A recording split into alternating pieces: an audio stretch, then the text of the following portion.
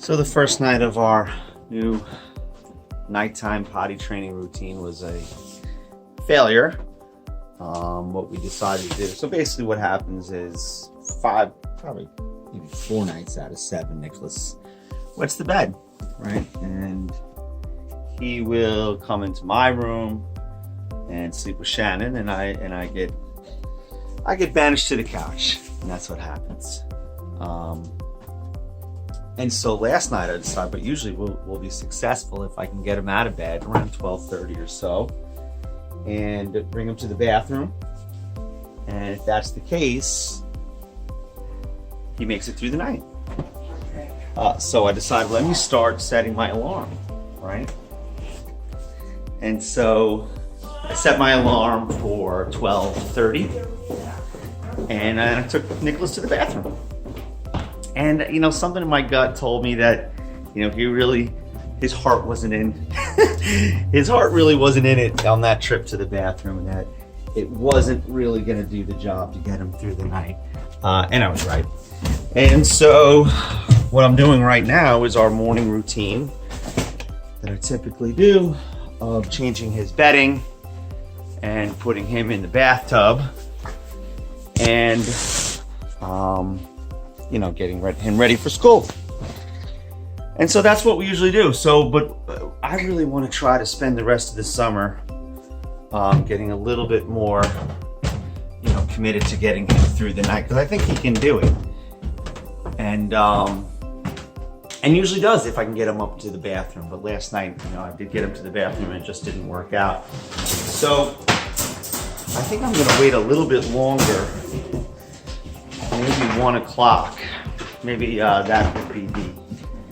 maybe that was the problem. Maybe it was too soon in the night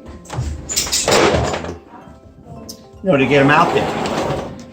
All right, so here's our system. We have a waterproof mattress cover, and then we have one of these pads that we use as well. And part of the reason we use that is because there's no plastic or anything in the pad, and it's also going to help if there's any urine. It's not going to puddle up like I think it would on this mattress cover.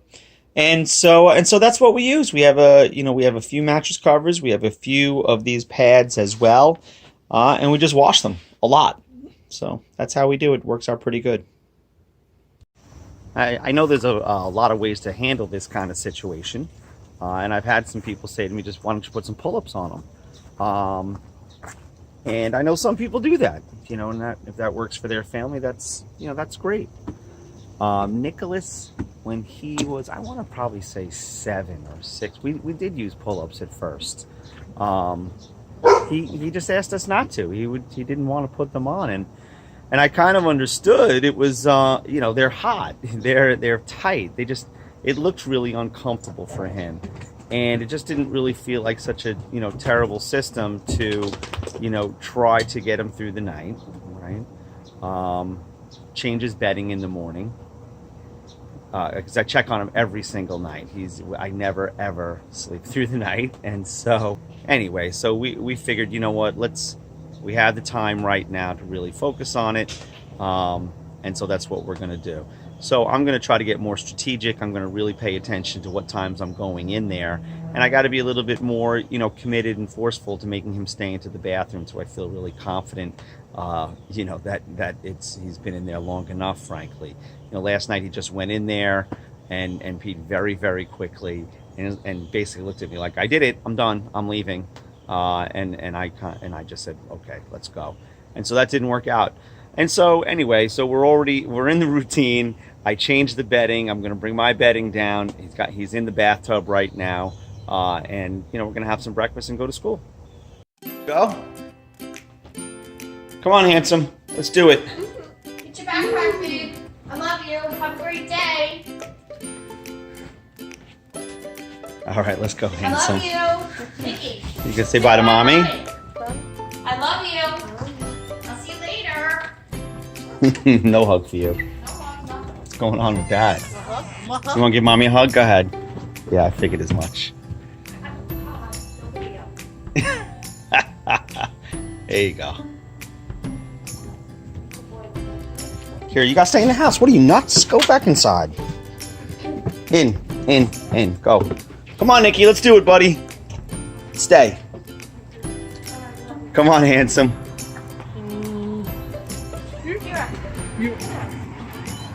Wow, my glasses are fogged up and everything, Nick. It's a hot one. Yeah, there's some clouds. There are some clouds. Get in there, handsome. You need some help? You can put that in your lap? All right, that's a great job. The clouds. Order the clouds right up for you, buddy. No beach. No beach, but we're gonna hang out with Mommy today. And Daddy, we'll go swimming. We'll take the truck on the sand.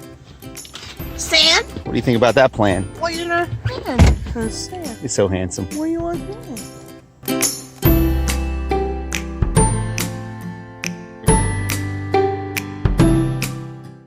All right, so I just dropped off Nicholas.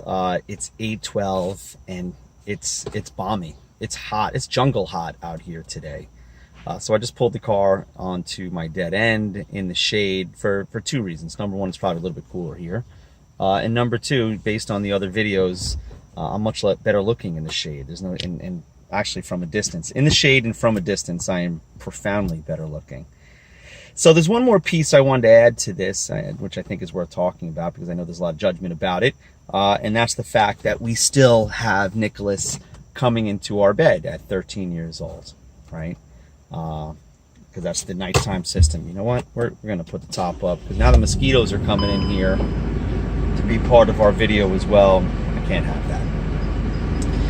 So the fact that Nicholas comes into our bed maybe 4 out of 7 nights a week, you know, is something that Shannon and I have thought about and talked about. Because the reality of it is, you know, we wouldn't have let John come into our bed. You know, certainly not. Even when John, as he got older, you know, wanted to come in and kind of snuggle a little bit, as even a young teenager. I hope his friends see this. You know, it just didn't seem like it felt like, you know what, you're a big kid. Not to say that we're not affectionate. We are super affectionate. We are a physically affectionate family. But there was something that told me that, you know, for John, it wasn't a priority to ensure that he has that time. But for Nicholas, it is, right? And it is for a variety of reasons. The first reason is that, and this is something Shannon and I have talked about, you know, look, most likely Nicholas is not going to end up in an adult relationship that results in sharing a bed with somebody, right? And all the physical connection that comes along with that, you know, the loving physical connection that comes along with it, the hug, the touch of an arm, or something along those lines, right? And, you know, so that's just something we think about, where what's the point in denying him that? You know, I guess there's the idea that says, well, if you deny him that, he won't need it, right? And I just don't know if that's the case. I don't know if, you know, there's any scenario under which somebody doesn't want at any point in their life to, you know, feel love in a physical way through a hug or a touch of a hand. And so that's part of it, you know, that's part of it. And look, you know, it benefits us as well. I mean, this kid is infectious. He's just, you know, he just has love coming out of every pore of his body. And so it feels like the right thing to do, with Nicholas. I hope that didn't come out, you know, awkward with John, because obviously we love him with every cell of our bodies as well.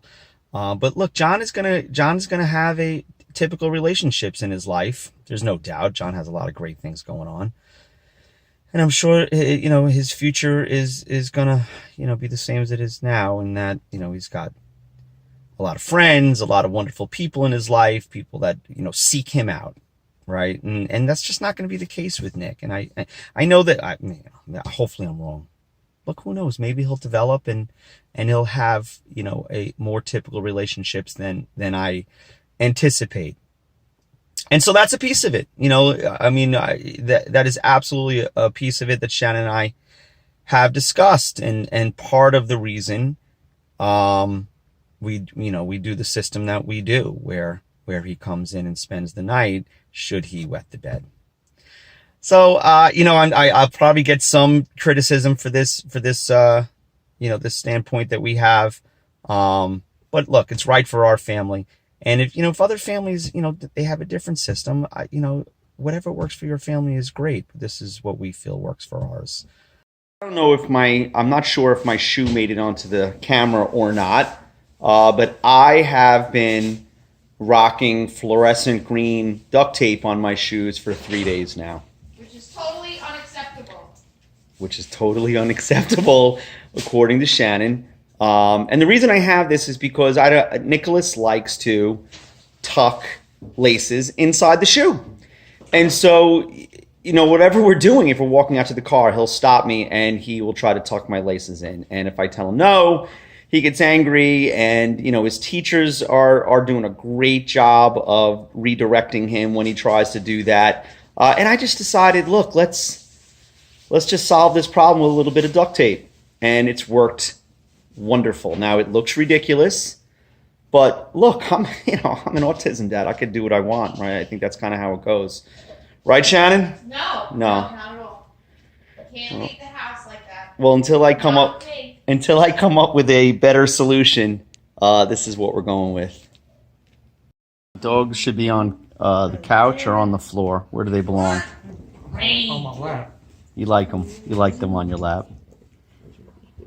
But Guinness kind of gets it that we'd rather him be on the floor. Did you notice that? Where she doesn't really care. Well, she's only 6 months. He's like, what is he, 3? 3 years old, yeah. He's 3 and she's only 6 months old. But you don't mind. You like her up there with you. No, she's my big baby. Yeah, I kind of don't mind either. Ready to go, big boy? Nick. All right.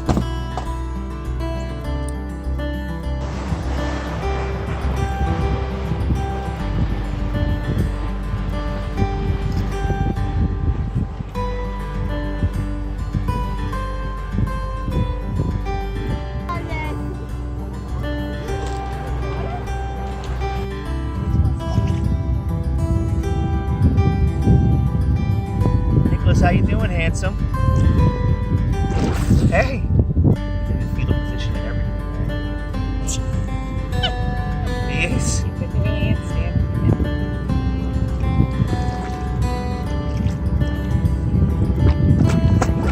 How you doing, big boy? Man, does he love it. How you doing, big boy? Are you happy?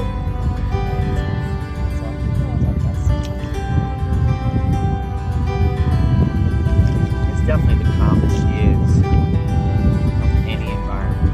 Put him in all of a sudden he moves slow, he's probably leaving real slow,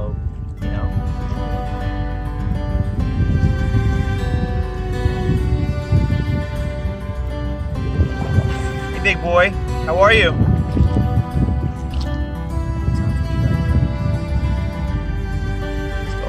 He's talking to Mother Earth. Mother Ocean.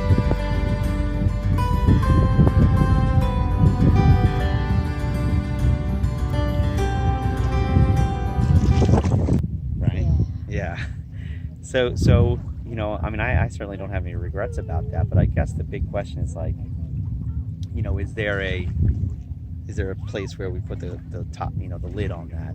What are your thoughts on age? that? An age? No. He's a big boy and he's 13, but he has a heart of a 6 or 7-year-old? Seems no, that it's way. okay. He needs some hugs from mommy every morning. What's the big deal? No, I don't think it's a big. Starts his day off right. I don't think it's a big deal at all. I think people would probably argue, and you might get like some comments that, the same as you would any other family who has a child who isn't autistic, they keep their kid in the bed too long. And I mentioned before earlier in the video that John certainly wouldn't get the same privilege. John's not sleeping with us. It's not happening. Johnny didn't get out of my bed until kindergarten. Okay, Let's keep it real.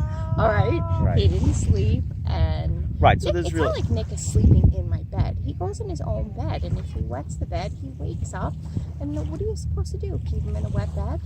No, of He course does not. not like pull-ups. We've tried that, and at this And I don't point, blame he's him. so these big Well, they have man pull-ups. size. They have man He'd size have to wear pull-ups. man-sized pull-ups, and he hates them. Right.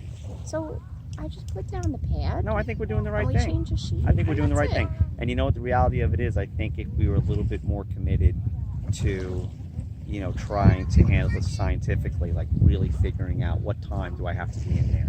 Right. And wake him up. And But wake that him up. means I gotta wake up and you gotta wake up. So Well, I gotta wake up. You don't get up. Let's get real here. I get up. well, let's set the alarm then. Well, that's what I said earlier. I You was know, going to yeah, set the you alarm. could backtrack on that because I was gonna say let's do it the week that I'm off. Right. August. No, I think it's got to be a nightly And thing. now you know what? could just do it then. So it's just set your alarm for like 12. Well, I did 12:30 last night, and that did not work. Oh, why? So I don't know why it didn't. Well, I told you, I didn't think he was really committed to the whole task at hand. Okay. So anyway, that's what we're going to do. We are going to try to get this hand up. Could you imagine get this hand up before the end of the summer? We just kind of set that alarm every night. And... I don't see why we can't. All right, I like your attitude. I'm still gonna let him in my bed though. Oh, you're doing some good swimming, buddy. You want to go in the boat with me? No. Okay, you don't have to. All right. No reindeer, no boat. Great job, buddy. So I set my alarm for 1 o'clock. I just woke up at 12:58, walked in here, and didn't work. Too late. He was all wet. Here are all the blankets. So we're starting the day the same way we did yesterday by bringing the blankets back down to the basement. And so, hey, look, back to the drawing board. I guess we got to get in there a little early. At least we did last night. And in fact, I woke up again at around 4 and had this urge to check Nicholas out again. And I took him to the bathroom, and he absolutely needed to make that trip too.